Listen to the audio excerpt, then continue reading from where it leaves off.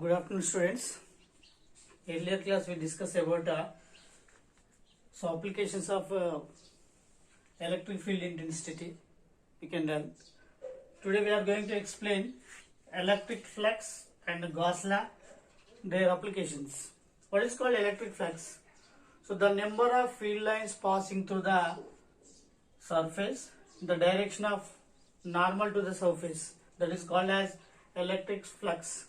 So the number of field lines, electric field lines passing through the surface in the direction of normal, to the surface, that is called as electric flux. So electric flux denoted by pi.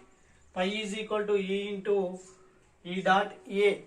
A is the area enclosed by the surface, E is the electric field, E dot A or EA cos theta. Here theta is the angle between E and normal. For example, if you take one surface, so this is the angle theta, this is normal and this is E. The angle between E and N is called theta. So the equation may be also written as pi is equal to integration E dot A. Integration E dot A. So in the case of closed surface, the outward flux taken as a positive and inwards flux taken as a negative. So if you take one closed surface, outward flux is taken as a positive and inward flux taken as a negative. Let us consider one example here. So this is the area, this is one cylinder. Here A1 and A2 and A3 is given. A1, so this is the flux entering into the surface. Flux entering into the surface. So that is called is a negative. So inverse flux taken as a negative. A1 is taken as a negative and A2 outward flux taken as a positive. A2 is taken as a positive.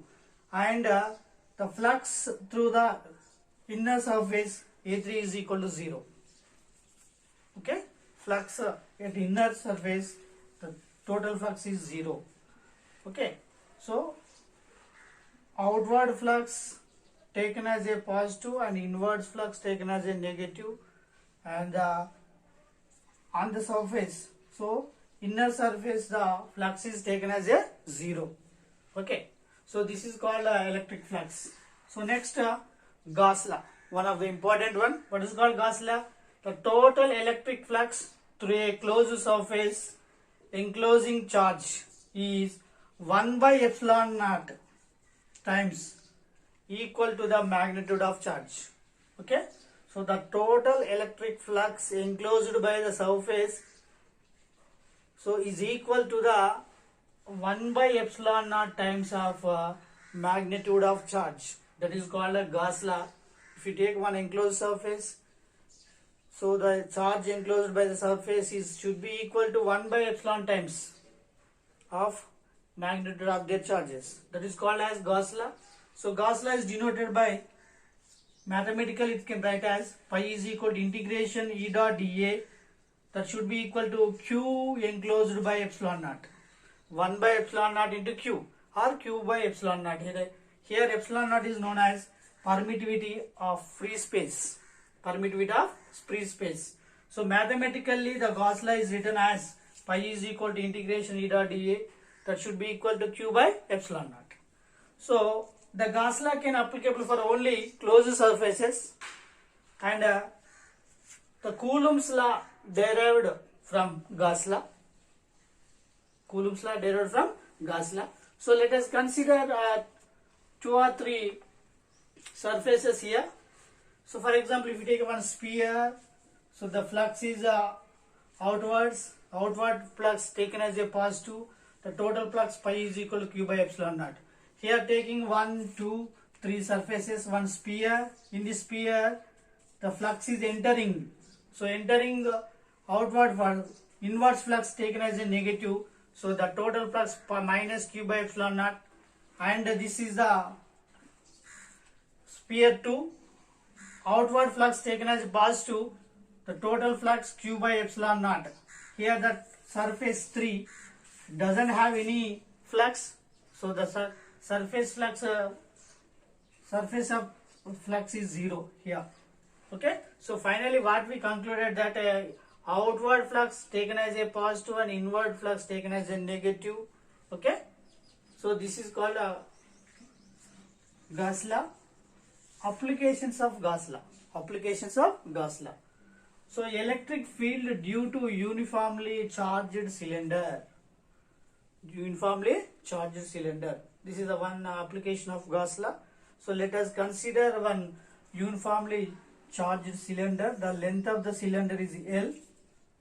So L is the length of the cylinder. So radius of the cylinder is capital R. So let us assume one Gaussian surface. The radius of Gaussian surface is smaller. Okay, this is a smaller, this is a Gaussian surface. So now find out the electric field due to the uniformly charged cylinder.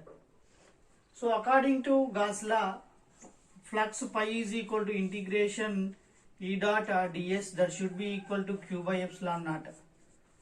Okay, so we know that charge density, surface charge density sigma is equal to dq by ds. So dq by ds means surface area. This is a cylinder 2 pi rl. So this is the area of cylinder 2 pi rl, or dq is equal to here sigma into 2 pi rl. Okay, so according to this equation, integration E dot ds is equal to, what is the value of q?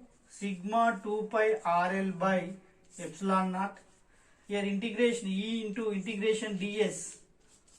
So that should be equal to sigma 2 pi rl by epsilon naught. So integration ds.